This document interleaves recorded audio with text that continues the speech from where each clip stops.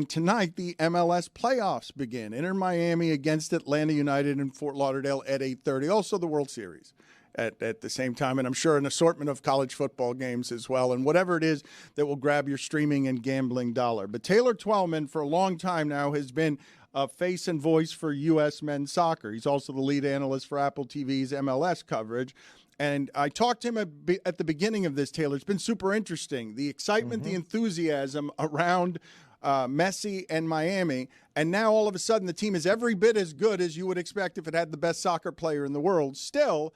But because it's behind a streaming paywall, I have found that Miami, some parts of Miami can't quite get to what it is because some people are broke and can't afford a streaming service. I'm not kidding. Like I hurt for them because you don't think it matters, but Messi, I believe Messi's greatness is being kept behind a paywall, and so it's not free to all, and it makes it a little harder to reach the MLS playoffs. A wonderful spot you've put Apple TV's Taylor Twellman in. No, it's a great spot. And by the way, Dan, I got a gift for you. Tonight's game's free.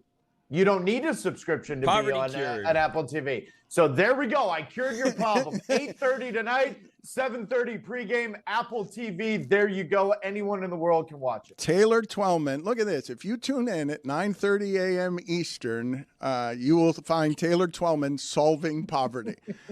He just gave us. Now you need TVs though. Freedom. For the people that Yeah, have you TVs, do. You Yeah. do. Taylor, No, you don't. You don't need TVs. You can watch it on your device. You can watch it on your iPad. You can watch it on your computer. I feel like it's Christmas with how many gifts I'm giving you guys. This is a man with answers, Dan. It's freedom. He's giving gifts and freedom. And Messi has been so amazing, Taylor, that I can't help but think, and I didn't think this at the beginning, but when you go hat trick in 11 minutes, and when you're the first team in league history to have 20 goal scorers and they miss a lot of games, it makes me believe that they're playing against part-time plumbers.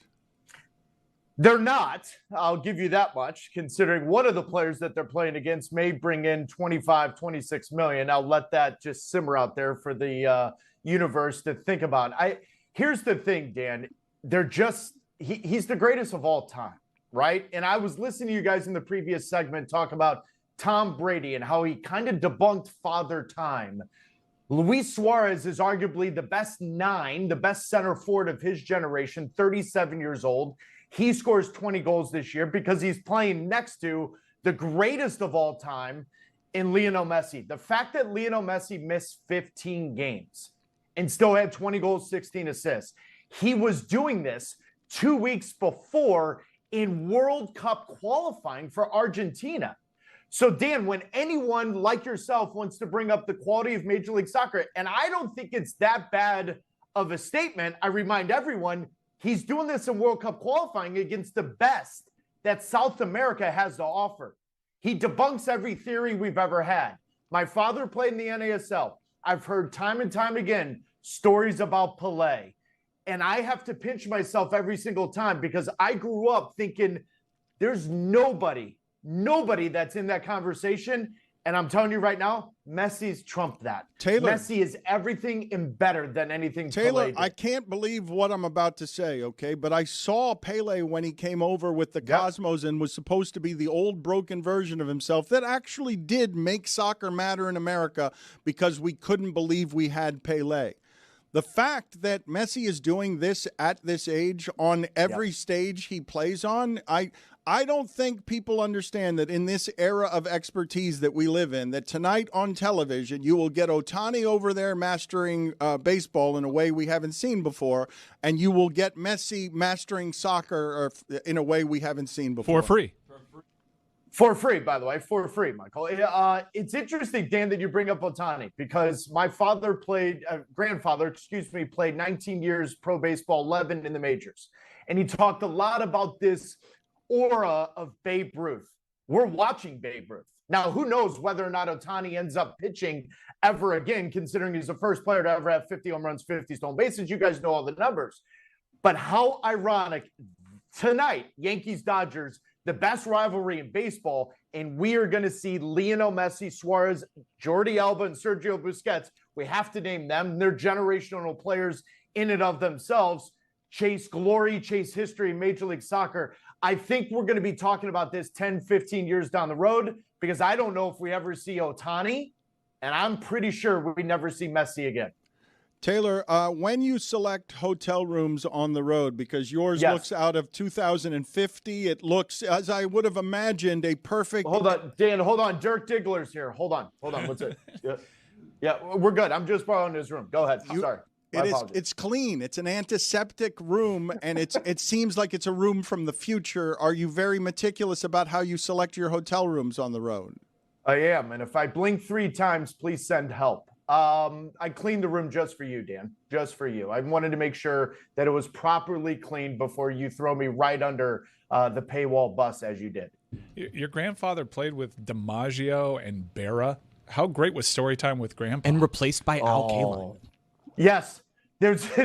By the way, that's the truth of the matter is you can hear the Yogi Berra stories, and I've brought some of those great sayings into my broadcast just to see if anyone knows who the hell Yogi Berra is.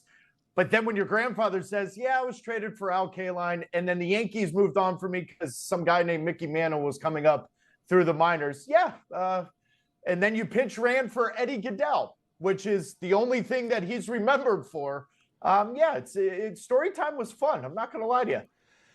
Taylor, I want some expertise outside of the sport from head injuries and what concussions can do. What have you made from where you're watching of what's happened with Tua when you can speak sort of uniquely to the difficulties that can be inside the head? Soccer has a lot of this where people don't understand that there are plenty of concussions there too. Yeah, I think, Dan, for your listeners to understand where I'm coming from, Junior Seau was a real good friend of mine when he was playing for the Patriots. We lived in the same building. We carpooled together. And I saw, before I got my concussion, the impact of what post-concussion syndrome really is. I didn't know it at the time. I now know it, having run a foundation. I'm scared for Tua. And I'm going to just be honest. I'm scared. I think the words that he used, the love of football to the death of me, all of that. I'm just scared. And all I ask for, actually, all I pray for and hope for him is that he's asking the right people for non-committal advice on the football part and just as a human being. But we are on October 25th, 2024. And Tua cannot say that the information is not out there. On August 30th, 2008, when my life changed forever and the goalkeeper punched me in the head and my career ended, there wasn't the information, Dan, that we have now. There wasn't the people and the doctors and the understanding of what this really does to your brain and what you can do. So you can't claim ignorance and saying it's not out there. I will 100% support Tua, and I will 100% respect the decision. But there is no way now, knowing what we know, and knowing where we're going, that I can't sit here in this camera and tell you and tell your listeners and tell the world that I'm not scared, because that would be disingenuous and I would be lying to you. The last 2 or 3 concussions that he has had, that last one was a very innocuous hit that had very little to do with impact and everything, and we saw the reaction. I'm not going to lie to you. I'm nervous. How do you walk the line between being nervous and scared and also being an athlete who's publicly respectful by not telling another athlete to retire when it sounds like you would advise him to retire, but don't, you want to support another athlete? It's the best question, Dan, because I still have teammates that wish they would have told me in those 6 to 7 games that I played after August 30th, 2008, I was complaining about double vision and vertigo and headaches and migraines and taking pills and do whatever I could to try to feel better. They still have this sense of regret. I can promise you this, having spoken to people around the Dolphins, people have had real conversations with Tua. On the other hand, you've got to allow that adult to make his decision. Dan, we know that smoking causes cancer. People still smoke cigarettes. So it is what it is. You've got to respect their decision. You got to give them the right information. If I had the right information on August 30th, 2008, I would 100% make a different decision than I did in the moment. Tua has that information now. But now, as an ex-athlete, Tua, if you're going to play and you're going to go all in, you better play. You better play, because if you go in there at all scared, it's even going to make it worse. I just pray that he's getting the right treatment and he's making the right decision based on something that he doesn't regret down the line. And I will 100% be rooting for Tua, not for the success on the field, but more so surviving on the field, because this is a deck of cards I'm not sure he really wants to play with. And transitioning now to MLS, historically the postseason in MLS has been interesting. It's never really chalk. You can always count on upsets. However, Inter Miami set the record for points in a season, and they are pretty overwhelming favorites here. Now, MLS probably wants chalk here because in the Western Conference, you potentially have a Western Conference final of El Tráfico, even though Olivier Giroud hasn't scored in MLS. He's still a major star. And in the East, which is what I want to see, which is Columbus versus Inter Miami one more time, because that Leagues Cup match was a brilliant match, one of the matches of the season. Are you low-key pulling for chalk here, Taylor Twellman? I think globally, Apple TV and anyone that has been watching and paid attention to Major League Soccer over the last 6 to 7 months, Michael, 100% they won chalk. I'd argue Miami-Columbus, that regular season game that won Miami the Supporter Shield, was the best regular season game we've had since 2014. And the reason why is you've just got two distinct styles. You've got the star power. You've got Columbus in the center forward, Cucho Hernandez. Any other year, other than the year that Lionel Messi has, he probably wins MVP. He still may, because he's going to be the only, I would say, competition for that award. And then the Galaxy playing LAFC, El Tráfico, in the Western Conference Final.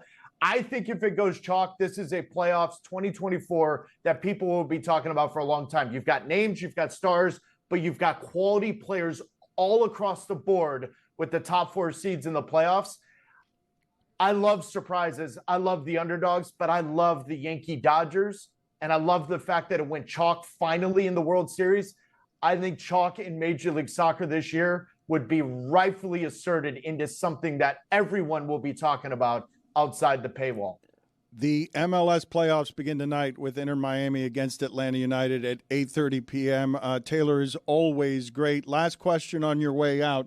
Quantify it for me empirically. How could this have gone better for Messi, for Apple, for the MLS to have Messi storm through this in a way that is top of the world excellent? Like what is everyone rooting for here, and how could this year have gone better?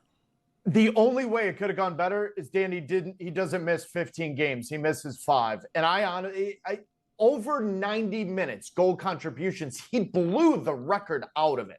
He's the only player in MLS history to play 1,000 minutes and average 2.14 goals assists per 90 minutes. Second place was Carlos Vela at like 1.4. My point is, if he didn't miss 15 games, Dan, are we talking about a year where he had 35 goals, 35 assists?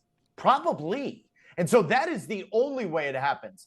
I think to put icing on the cake is that if Inter Miami wins MLS Cup, I think the conversation and the story, and quite honestly, the cover of Major League Soccer 28, 29 years in will be a number 10 in pink, because he opened the doors and the eyeballs to the global world of what Major League Soccer is. But the only way it could have got better is that he did miss 15 games. And I think Apple would like to see an Inter Miami in MLS Cup here in Miami, here in Fort Lauderdale. I think that would put the icing on the cake. What a reinvention of the end of his career, right? Because we all thought he was the best player in the world, but we can argue Ronaldo. But to have him conclude as like, oh, my God, he's a winner, when that's all we had on him before. Like, we could accuse him of... Dan, it's over. It's over. Yeah. Ronaldo doesn't have a say. I know it's over, but what I'm saying, it wasn't that long ago that you probably would have, and I probably would have, but most people wouldn't call Messi a winner.